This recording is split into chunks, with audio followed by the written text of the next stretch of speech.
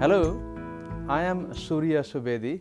I am Professor of International Law at the University of Leeds. I am also the author of the study guide on international economic law for the external LLM program of the University of London. The course that I designed and conceived and developed consists of 4 sections.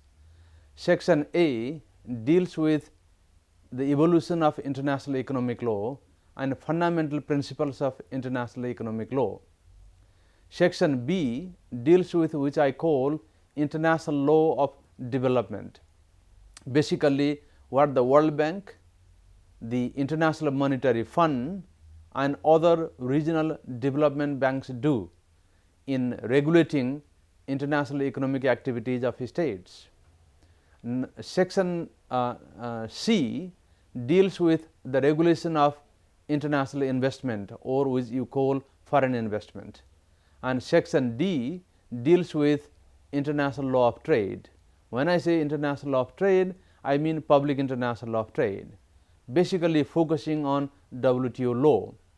Some 26 agreements or so are there in existence under the auspices of the WTO. An analysis of the core provisions of the WTO agreements and recent developments and my own critique is not just a summary of the 26 or so treaties, but it is a critical analysis of the treaties. That is what I do in section D. These are the 4 sections which cover international economic law.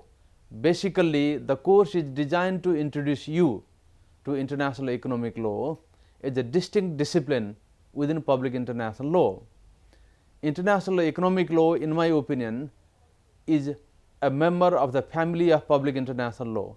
So, my course begins with a basic introduction to international economic law, some principles of public international law, for instance, how treaties are concluded, what is the difference between ratification and signature, what is the legal impact of resolutions of international organizations such as the United Nations or the World Bank or even the WTO, so called soft law principles and hard law principles.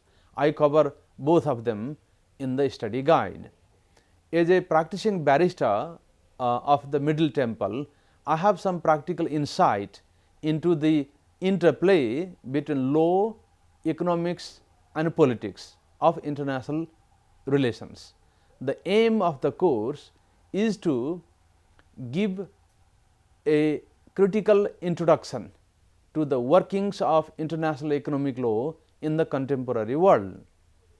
If somebody were to advise a government department or an international organization or a client or working in house for a big multinational corporation or even practicing as a lawyer, what are the complexities you are likely to encounter and how you would handle those cases. For instance, if somebody were to walk through your door, if you were a lawyer, somebody walked through your door, for instance, a company director asking for advice on the laws and regulations relating to foreign investment. Suppose they are willing to commit certain investment abroad to a foreign country, and then they want to know from you what are the legal processes they should follow and what other considerations they should have before deciding to invest that money into that country. Then in that case, how would you go about advising the company director? For instance, to begin with, whether there is a bilateral treaty between the country where they are investing and the country where the investor is residing, between investor country and investor receiving country. If there is no bilateral investment treaty, for instance, how would you go on establishing what the applicable law would be? Then you will go on to look at general principles of international law, following basically Article 38 of the Statute of the International Court of Justice, in which there are a list of sources of international law you would be expected to apply those sources of international law. That is just an example I am giving you. The course is about the basic principles of international economic law, section A. Let me tell you a couple of other things about the course. Section A. Section A deals with the evolution of international economic law, how we have come to this stage. In the 1960s, 70s and 80s, there was a flurry of activities within the United Nations and within other international economic institutions. And on the basis of their activity, there is now a sizable body of international economic law. And what are these principles? What are the basic instruments from which these principles flow, and how these principles are working in today's world? That is the focus of section A, in which the evolution, when talking about evolution, I go way back to the Peace of Westphalia, and when nation states started to engage in economic relations, when business actors from different countries, individuals or companies crossed the borders, went to other countries. The expansion of basically the initial phase, if you like, the initial phase of globalization. Many people think that globalization began with the establishment of the United Nations, or real globalization began with the fall of the Berlin Wall, or the collapse of communism in Europe in 1990, but in my opinion, globalization began when people and business organizations crossed their own borders and went to other countries to engage in trade and investment relations. So, I survey the evolution of international economic law from that time onwards and focus on the recent developments, basically those that have taken place since the establishment of the United Nations.